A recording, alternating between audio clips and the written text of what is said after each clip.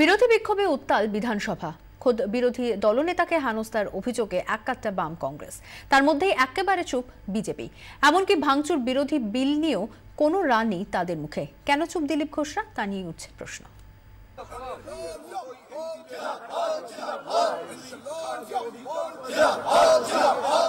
বুধবারের পর বৃহস্পতিবার বিরোধীদের তুমুল বিক্ষোভ বিধানসভায়।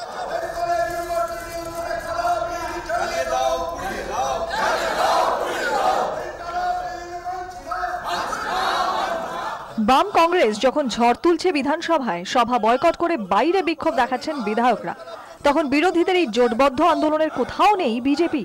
কারো পাশে নেই, আমরা লেফটও নেই, রাইটও নেই, neither right not left, go state, এটা বিজেপি। আমরা লড়াইটা মাঠেও করব, ভেতরেও করব। ওরা ময়দান ছেড়ে দিলে কি করবো, আমরা ছাড়বো না। আর বিজেপির এই অবস্থানেই উঠছে একের পর এক প্রশ্ন। বিরোধীরা বলছেন ভাঙচুর বিরোধী বিল আদতে মিটিং মিছিল জমায়েতের অধিকারী কেড়ে নেবে। তবে সেসব নিয়ে মোটেই মাথা ব্যথা নেই বিজেপির। এই বিল নিয়ে টু শব্দটিও করেননি বিজেপির কোনো বিধায়ক। বাম কংগ্রেস বাজেট বয়কট করলেও তাঁরা থাকবেন অধিবেশনে, আর এতেই উঠছে প্রশ্ন। মোদি ভাই দিদি ভাইয়ের গল্পটা ইজ এ কনস্ট্যান্ট গল্প, এটা কোনো সন্দেহ নেই। যে কারণে ওখানে বাজেট পেশের সময় তৃণমূল অনুপস্থিত ছিল, ঠিক সেই একই কারণে অন্যরা না থাকলেও বিজেপি ওখানে থাকবে।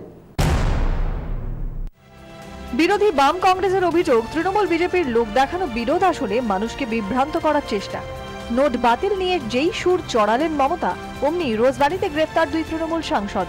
এখন মমতাও চুপ, সিবিআইও চুপ। তাই বিধানসভায় ঝড় বইলেও হাত গুটিয়ে বসে দিলীপ ঘোষরা। কিন্তু শাসক দলের পক্ষ থেকে বিরোধী শূন্যর যে চেহারা বিধানসভায় উপস্থিত হচ্ছিল, তা থেকে কিছুটা নিস্তার পেল তারা। ক্যামেরায় দীপঙ্কর দাশগুপ্তের সঙ্গে অঞ্জন রায়ের রিপোর্ট, 24 ঘন্টা।